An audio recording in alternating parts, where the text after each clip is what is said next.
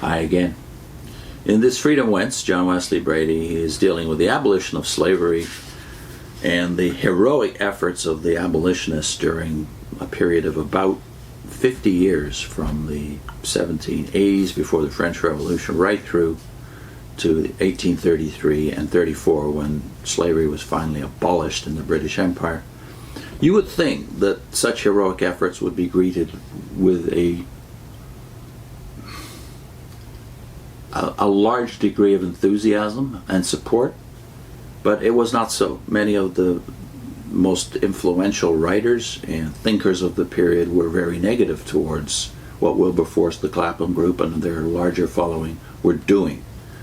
They viewed it as essentially fanaticism, to hope that institutions that were as ancient as slavery could be abolished and that the evils of society could be overcome by Christianity, where according to their lights, and many of them weren't Christians, at least they weren't evangelicals, according to their lights, this was a vain effort. So of course they heaped ridicule and even opprobrium upon the entire movement, until of course it triumphed, and then things started to change. So here's Bready looking at some of the opposition to the abolition movement and all the other good works that were built upon, you might say, even based upon the momentum of the abolition movement in Britain.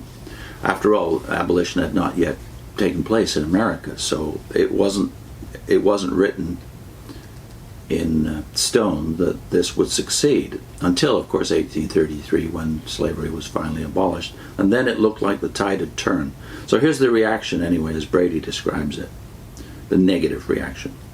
In the valiant struggle leading to the Emancipation Act of 1833, the mantle of Wilberforce was cast upon the shoulders of that intrepid evangelical Whig, Thomas Fowell Buxton.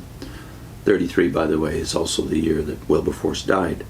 During the concluding 10 years of this later crusade, the conflict was Herculean, but the passing of the Emancipation Act was accelerated by the enactment of the first Reform Bill in the preceding year, which at one stroke had cut away the rotten boroughs, the parliamentary preserves of the slave-owning interests. This preliminary victory had been won politically by radical Whigs, but its deeper cause was the rapid creation of the great middle class of England. And here, again, the evangelical revival had been mightily at work. For more than any other force, it had begotten the sobriety, character, self-discipline, and self-help, which, coupled with the new economic opportunities afforded by the Industrial Revolution, produced the hard-working and capable middle class, henceforth to prove the backbone of Britain. In preparing the way for the onslaught on the rotten boroughs, that is, the political corruption of the day, and the success of the extended franchise, the influence of the revival was incalculable. The roll call in the struggle against slavery itself is as suggestive as that against the slave trade. No single hand, or no single band of Buxton's supporters was more important than the heroic company of West Indian missionaries, all of them evangelicals and half of them Methodists. Richard Watson, secretary of the Wesleyan Missionary Society, proved a tower of strength. The indomitable William Knibb, who, like a dozen of his fellow Baptist missionaries, had his church burned to the ground and his life threatened, afforded titanic service both in the West Indies and in England. John Smith, a Congregational missionary, was done to death for his heroism in the Negroes' behalf, while Austin, the Anglican chaplain to the garrison in Georgetown, was hounded from the colony because he dared to give evidence in Smith's support. It is memorable, too, that Sir James Stephen, Lord Glenelg, Dr. Lushington, Sir James Mackintosh, Joseph Sturge, and the famous governors Lord Sligo and Sir Lionel Smith worked under the strongest compulsions of evangelical religion. While of the countless petitions sent to Parliament, all were initiated by the saints. In Parliament, the saints being a reference, of course, to the evangelicals of the time, sometimes in ridicule, by the way. In Parliament, however, emancipation owed no small debt to the brilliance of Brougham, the radical, and the eloquence of O'Connell, the Catholic. The fulminations poured on the heads of the anti-slavery leaders make today strange reading for Anglo-Saxon people. Here's a direct quote from Lord Nelson, no less, the hero of the war with Napoleon. Nelson says, "I was bred in the good old school." He's writing this from his ship, by the way, the Victory, "and taught to appreciate the value of our West Indian possessions. And neither in the field nor the Senate shall their just rights be infringed, while I have an arm to fight in their defense, or a tongue to launch my voice against the damnable doctrine of Wilberforce and his hypocritical allies." And that's the end of the Nelson quote. James Boswell, no less, the great biographer of Dr. Johnson, Samuel Johnson. That book, by the way, is commonly called the greatest biography ever written in English.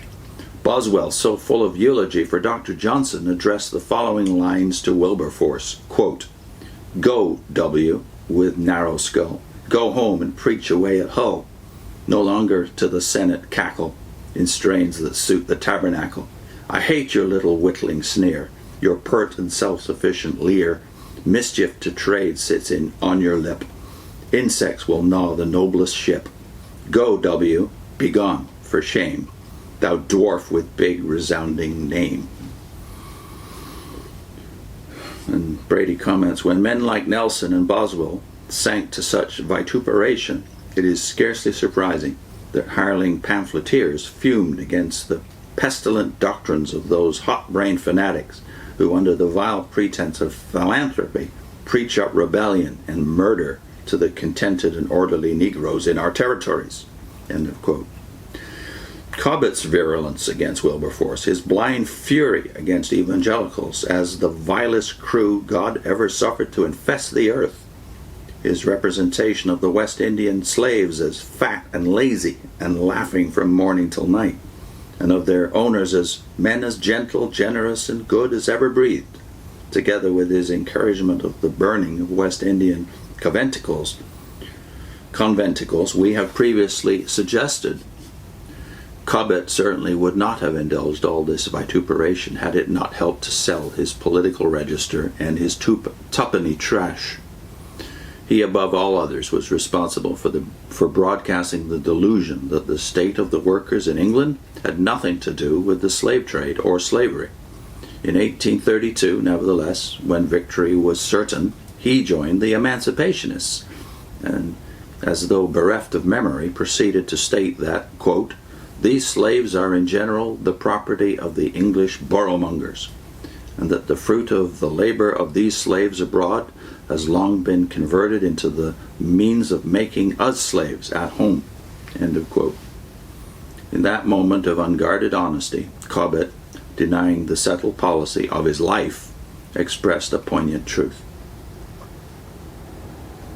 Next time, America's emancipation problem. Put in a link to a video Vivian did on Wilberforce and his book, his very influential book, Real Christianity. In that section of the book she's reading, Wilberforce makes a forceful argument that there's really no excuse for unbelief.